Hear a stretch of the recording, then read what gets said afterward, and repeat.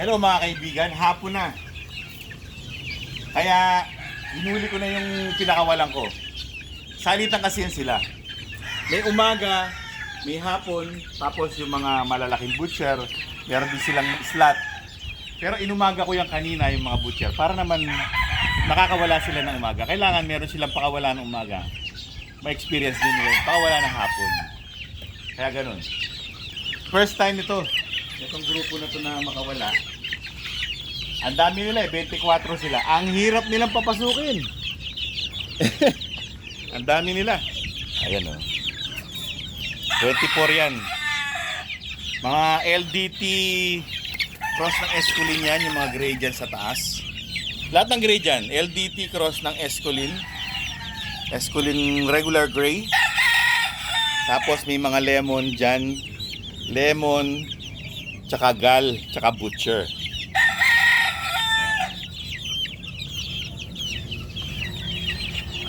So, ito yung pinakamaraming tatlong batch to na nag-merge.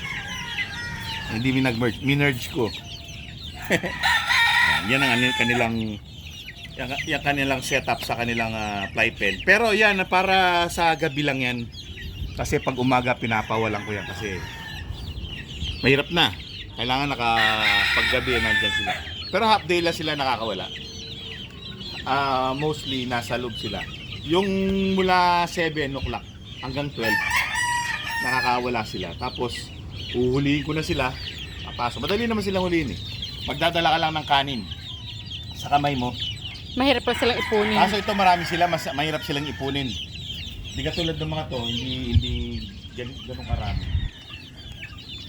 So ginagawa namin yung pagpapakawala kasi siyempre kailangan talaga ng mga sisiw yan yung naka-range sila.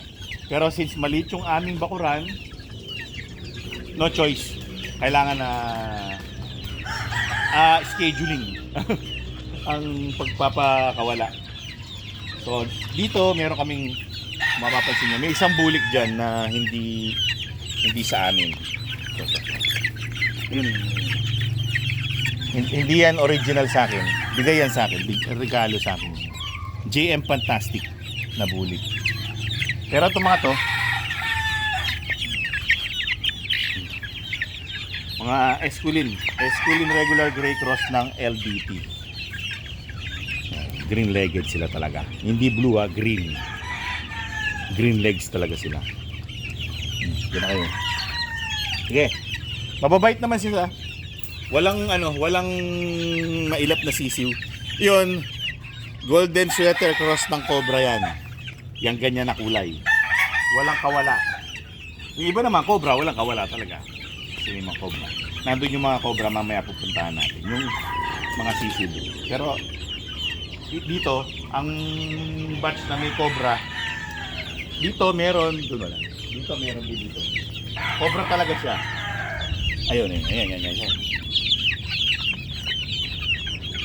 Cobra talaga siya. Lalaki. Lalaki pa naman yung cobra. So experimental ko yan.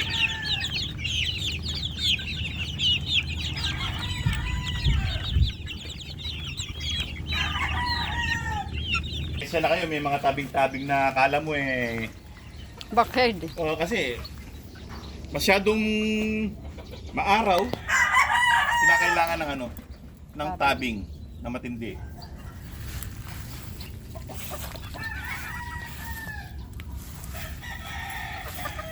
Mga butchers na lumaki na.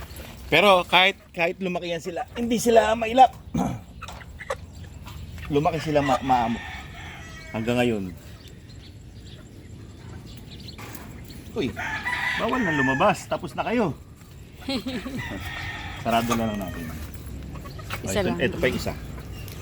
Pakita mo yan siya. Isara mo doon. Lalabas Ay, din sorry. siya. Ito yung isa. Ito yung nagtitilaok. Mula sisiw to. Titilaok na. Hanggang ngayon, nagtitilaok. Pag umaga. Sila. Yung mga babae, yung itsura ng mga babaeng butchers namin. Ganito. Ano lalabas? Bawal lumabas, sabi ni Kim Chu. Ganda. White legs. Yung mga babae, white legs. Yung dalawang lalaki, yellow legs. Sa butcher naman, meron naman talagang yellow leg. Pero yung pinaka standard niya, white legs. So yan ang apat namin, yun ang first batch namin yan. First naming sisiw yung apat na yan. Bilis nila lumaki, no? Malalaki na kaagad sila. Pure Mount Banahaw line na butcher. O, so punta naman tayo dun sa mga cute dun sa brooder namin dun. Medyo ano yun, hindi pa nagpapalit ng balahibo kaya napakagaganda pa. Yung mga nandito, kapag kasi transition ng pagpapalit ng balahibo, papangit na ng sisiw eh. Yung parang, Gurumos. parang hindi sila maganda tingnan. Di katulad pag tapos na silang magpalit, yan, katulad yan, maganda na silang tingnan yung mga butchers. Tapos yung bago sila magkaroon ng balahibong manok na talaga. Kasi balahibong sisiw pa sila eh. Yun mga cute yun. Ito na yung mga nagpapalit na ng balahibo. Yan, medyo nawawala na yung pagkaganda nila. Yan. Ayun yung bulik ko. Yun yung nandun sa may sulok. Yan, ganyan ang bulik ko. Ganyan ang kulay. Hindi masyadong kasing light nung nandun. Yan yung mga 3/4 bulik. Yan. Ba't nakatigil kayo? Pwede kayong gumalaw. Nasyak sila, nasyak. Hoy, pwede kayong gumalaw. Sige. 1, 2, stop. Ay, hindi. Hindi naman pala. Yan ang klase ng bulik ko. Ganda, no? Yan ang aking bulik. Tapos dito marami din akong bulik. Dito tayo sa mga to. Marami akong bulik dito. Dito yung marami kong bulik. Yan. Tuturo ko lang yung mga bulik, ha. Dali lang. Ayun, dun sa tabi ng sa may ilaw, yun, bulik yun. Yan, nasa harap ng ilaw. Yan, bulik yan. Saan pa? Oh, ito. Ang kukulit. Dali, ha. Ibababa ko to. Oh, sampalan muna. Ito, bulik to. Yan, bulik yan. Yan. Ito pa, bulik din to. Dito. Yan. Ayun, oh, may bulik doon, oh. Yun, oh, bulik yan. Yan. Yung nakatalikod. Bulik yan. Tapos may cobra, 2. Ang cute nila, no? Ay, meron na sila nakita lamok, patay ka. Wala na, nakain. Pag may lamok, patay ka. Lalabas yung lamok. Ay, nakalabas. Op, bawal lumabas. Sabi ni Kim Chu, bawal lumabas. Pag ganitong kulay, bulik yan. Yung mga light colored. Bulik. Yung parang silang abuhin. Kung titignan. Yun, mga bulik yun sila. So, well, dito, nasa 6 ang bulik ko. Dito, nasa 5. Dito sa 2 to. Tapos, dito sa batch dito, siguro 2 lang sila o 1. Tapos doon meron din 2, 1, ganyan lang. Dito lang full blast na maraming initlog si Queen Bee. Kasi, so mga una niyang itlog, di ba, kapag dumalaga, itlog lang yan na yung hindi naman regular, di ba? Pero, sinamahan ko na ng nilagay ko na yung C2. Pinag-breed ko na. Kaya nung talaga nang itlog na siya, doon yung marami. Mga unang itlog sa pugad, lahat. Pa-incubate. Tapos yung kalahati, yung sa kabila. Yung pa isa-isa, 2, yung mga ibang batch. Si Queen Bee, meron siyang bulik doon. No? Queen Bee.